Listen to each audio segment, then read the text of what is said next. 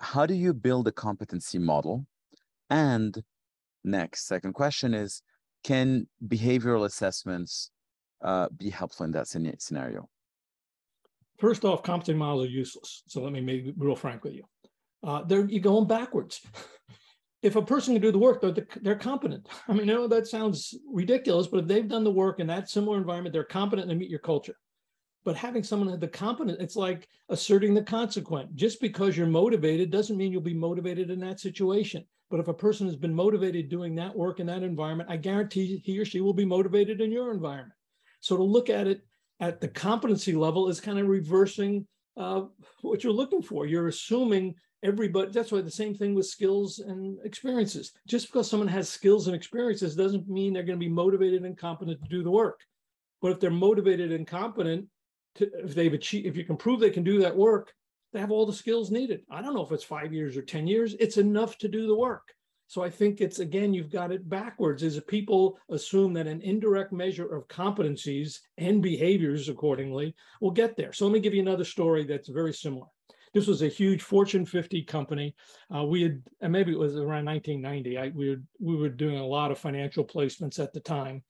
And it was a big company that was totally into competency models.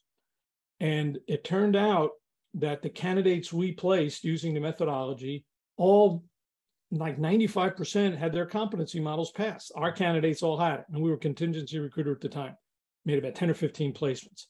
And then we probably showed about 30, but they said, can't believe it. All your candidates meet the competency. Our candidates, about 50%. Well, it turns out we focused on the outcomes of the work. And if they can do the work, they're obviously competent. I mean, it's just like this logic makes no sense. Don't focus on anything other than the ability and motivation to do the work. If they can do that, they'll be competent.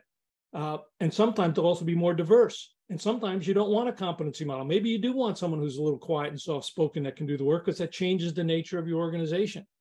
So do you want to just map the right culture? No, you want someone who can survive in your culture and bring some diversity of thought and opinion. But if you create these competencies, I've got to be humble, hungry, smart. I don't know what that means. I mean, if people, it's the greatest thing in the world for hiring. No, it's stupid. If you get someone who's been assigned to great teams and led teams and people want to work for the person, I guarantee they're humble, hungry, and smart. They've already done it. Somebody else has proved that. You don't have to dig deep into that. You got to look at their outcomes and you'll discover that these are really good people if they've been successful.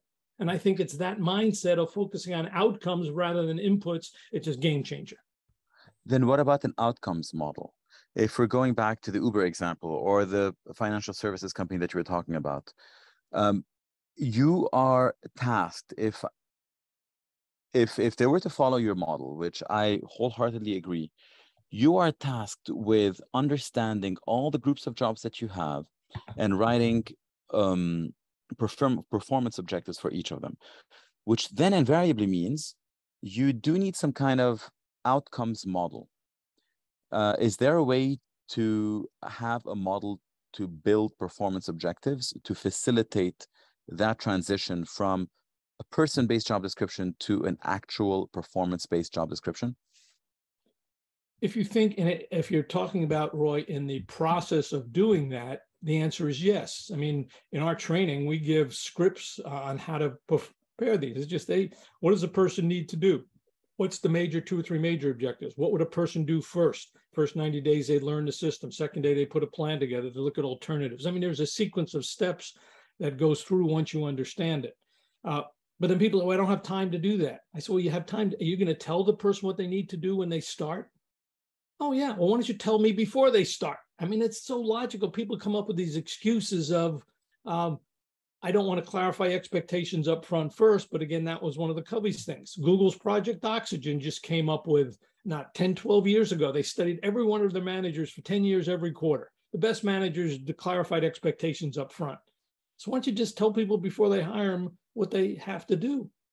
Make that the goal. If you're not, don't open the rec. I tell CEOs all the time, don't open a rec until the managers define the performance objectives. I mean, why is that hard? You got to why do you need this person, Roy? What is this person going to do that you can justify spending $100,000, $200,000 to hire this person? Tell us what this person needs to do. I mean, if you're a CFO, you're not going to let someone spend $200,000 a year on a piece of equipment unless you can justify it. Oh, but hiring, I just want to do it.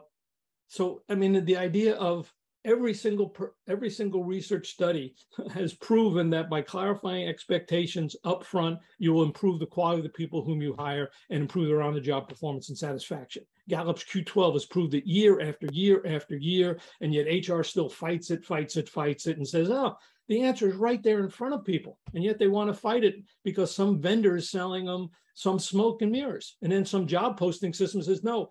And let's be real frank. The only reason job postings are done individually is because they make money that way. It's not because it's a good system. All these job boards, they want to increase turnover. They're not in it to improve satisfaction and reduce the number of jobs being offered. They're doing it to increase the number of jobs. So the more turnover, the more business they get. As contrary as that sounds, you go follow the money. That's exactly the reason why job boards are in business, to sell more postings, to have more turnover.